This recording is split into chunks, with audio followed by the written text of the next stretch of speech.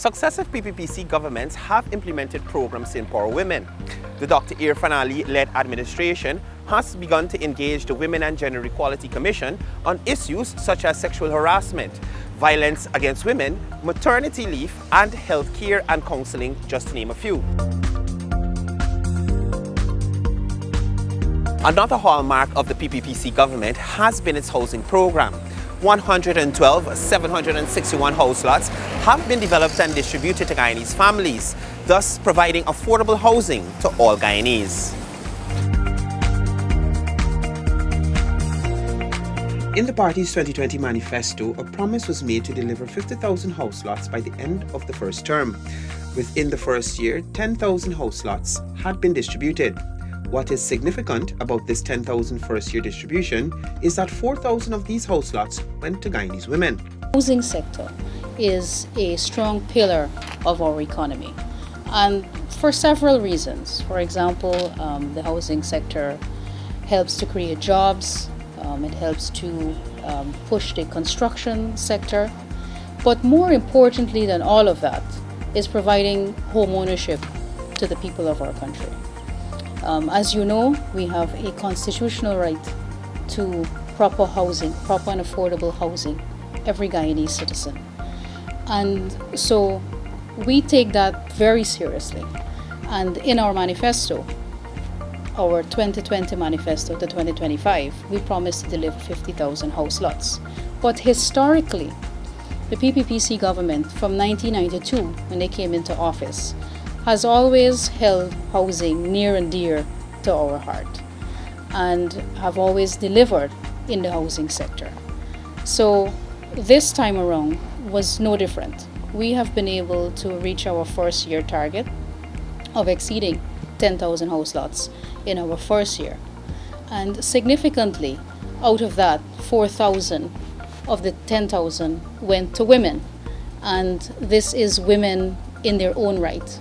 Applications with the name of a woman alone on it, without a co-applicant. And that is a remarkable achievement for women of our country.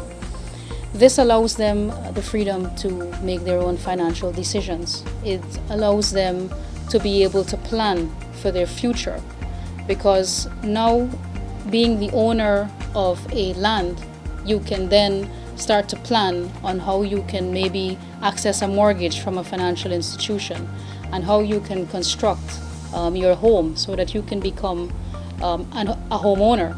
And you would recall, I speak a lot about home ownership. So moving beyond the mere allocation of land and getting people towards home ownership, and this includes women. And it's significant too, because we have come from a time, women have come from the past where women were not even allowed to own property. As a matter of fact, women were property. So we have come from that period in our history where women did not have the right to own property, to now women are free to apply on their own and can be awarded a house lot or a house in their own right. Minister Rodriguez underscored the importance of the transfer of wealth. It's important for anyone who acquires a property, because it is perhaps the largest investment someone will make in their lifetime, owning a home. And so it's significant for both genders, both men and women. And it's good when married couples, for example, can come together and have a property that they own jointly, and they can pass that on to their family and to their children.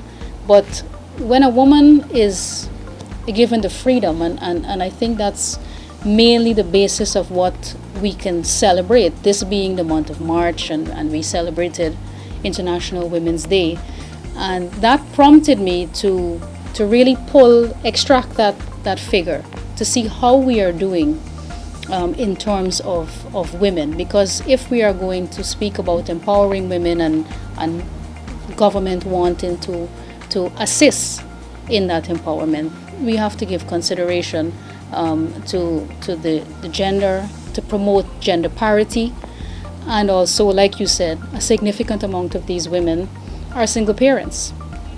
And so it is important for them to be able to have that freedom, to be able to make decisions on their own. Because when a woman, for example, owns a property on her own, she has that freedom to make decisions on how she wants to go forward.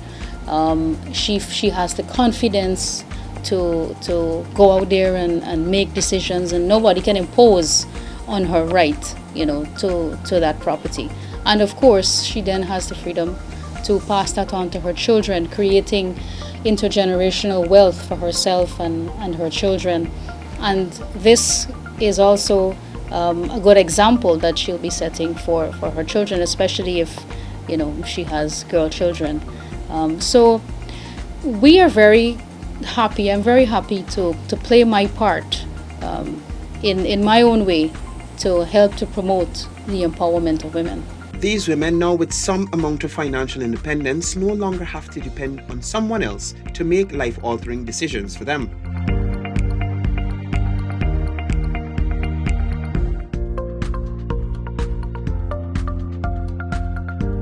In Budget 2022, the Government of Guyana made provisions to accelerate an already vigorous housing plan that will see the distribution of 14,000 house lots for the year, as well as the continuation of the Home Improvement and Subsidy Program. 12.4 billion has been allocated for the housing sector.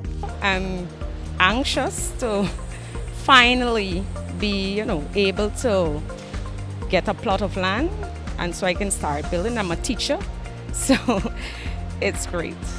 I'm very grateful and thankful to be given the opportunity to own a house lot. I want to thank the government of Guyana for offering me this house lot. Yes, I can afford it by God's grace, and I will build my new home with the assistance of God and my 2 children. I've received a phone call and I was so amazed at the type of response that I've received in such a short space of time. So today I'm very fortunate, I must say. I am happy, I'm overwhelmed, and I think this is the beginning of a great future for me. I'm very ecstatic and so happy to be here today. It's truly amazing to see myself along with everyone else who has the opportunity to get this opportunity of a lifetime. So I'm very, very, very happy. Thank you.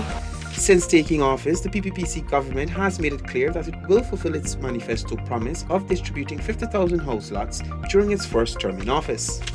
The Ministry of Housing has also been working with other state agencies to make more lands available for housing development.